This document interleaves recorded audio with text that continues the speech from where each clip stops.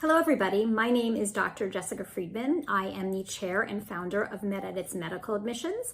I am also a former faculty member at the Icahn School of Medicine at Mount Sinai, where I was on the Medical School Admissions Committee, and I was involved in residency administration as well. So I've been working in admissions for literally my entire career.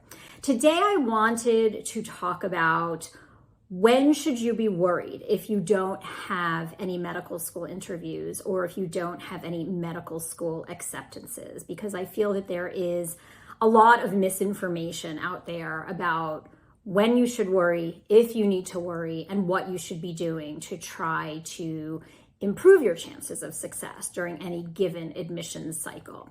And one of our philosophies here at MedEdits is that we really encourage our students to be proactive. We encourage them to make the most of their opportunities.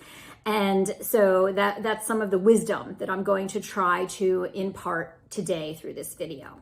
So number one, when you are in the medical school admissions season, you want to be sure that you are still very deeply engaged and involved in whatever your experiences or activities are. That means that if you are still currently in college, you want to be doing the best you possibly can academically. If you are doing research, you want to be very invested in your research. If you are involved in some sort of clinical endeavor or some kind of community service endeavor, you want to be trying to make the greatest impact that you possibly can over the course of your admission cycle. Something that we do with our students when they are getting ready to apply to medical school is we make sure that whatever they are involved with during the application year, that they are continuing to build, that they are continuing to improve their candidacy, because we know that the application season is a long one and that it is going to be important that you have something to report to medical schools. So that's number one. Number two, you want to be ensuring that you are communicating with your medical schools about whatever you are accomplishing during the admissions cycle.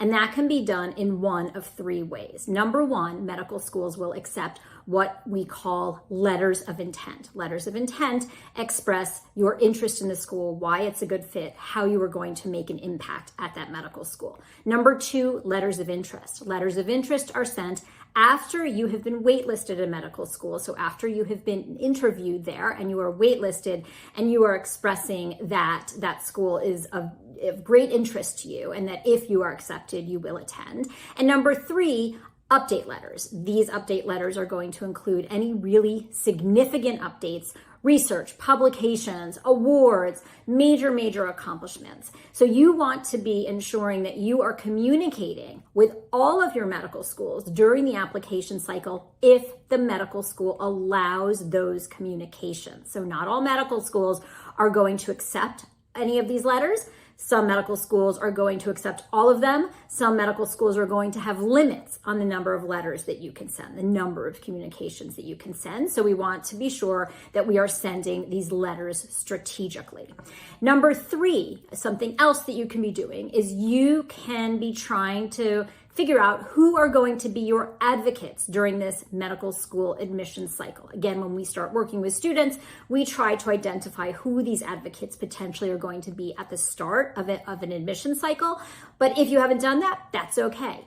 Who can potentially call medical schools to advocate for you? Who can potentially write an additional letter of recommendation for medical schools if those medical schools are willing to accept additional letters of recommendation? So before we start jumping to, oh my gosh, I'm not getting into medical school, it is so late in the cycle, we first want to make the most of every opportunity that we have to try to make this application cycle a success.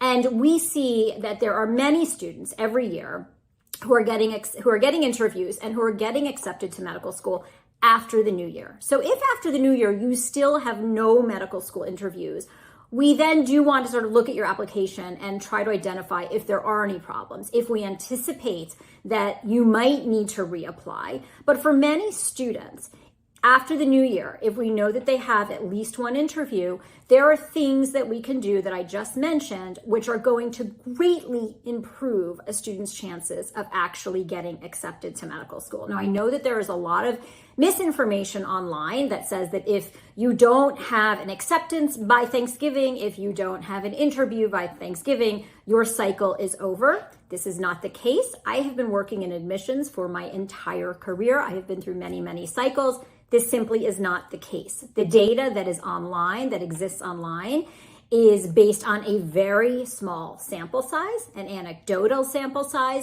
So I really encourage you to try to remain optimistic, to try to make the most of whatever you have going on to make this medical school admissions cycle a success.